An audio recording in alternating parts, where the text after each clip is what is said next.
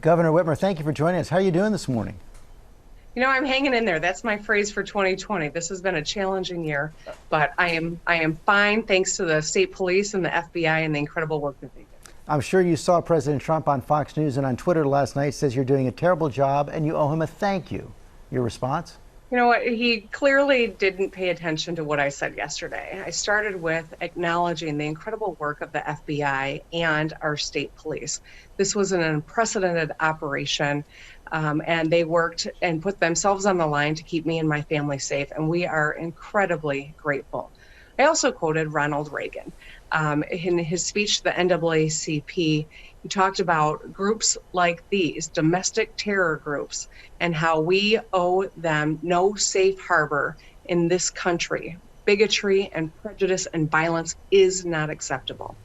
What should the president be saying right now? You know what? A decent human being would pick up the phone and say, "Are you okay? How's your family doing?" That's what a decent human being does. That's what Joe Biden did. And I think it tells you everything you need to know about the character of the two people that are vying to lead our country for the next 4 years.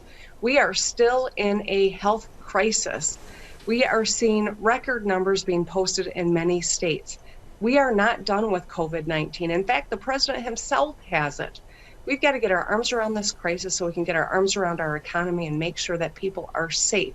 So dealing with hate groups and domestic terror is another really dangerous distraction from what the American people really want and need out of our president right now. The details of this plot are just chilling. They were surveying apparently your vacation home, plots to bring bombs into the Capitol, spark a civil war. When did you first learn about it? What were you told?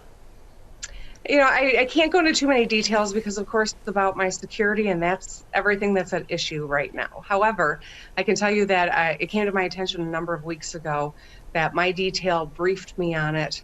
And this was a very serious, thought-out plot to kill police officers, to bomb our Capitol, killing press and Democrats and Republicans alike, and to kidnap and ultimately put me on trial and kill me as well.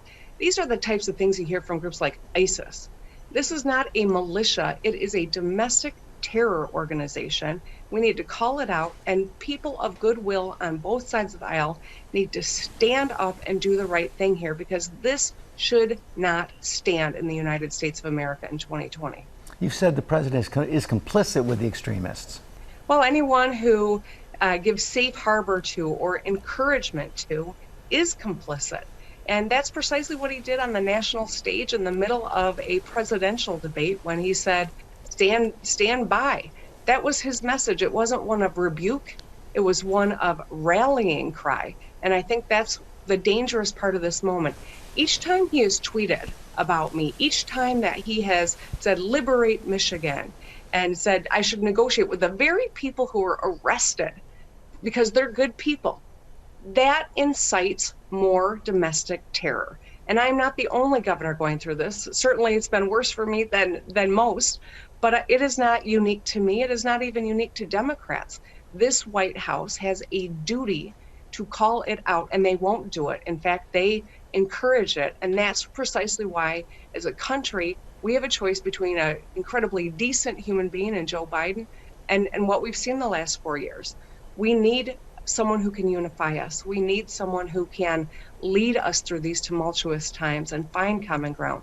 And that's why I'm proud to support Joe Biden, and that's why these stakes are not just personal to me, but to every one of us. As far as you know, are you still under threat?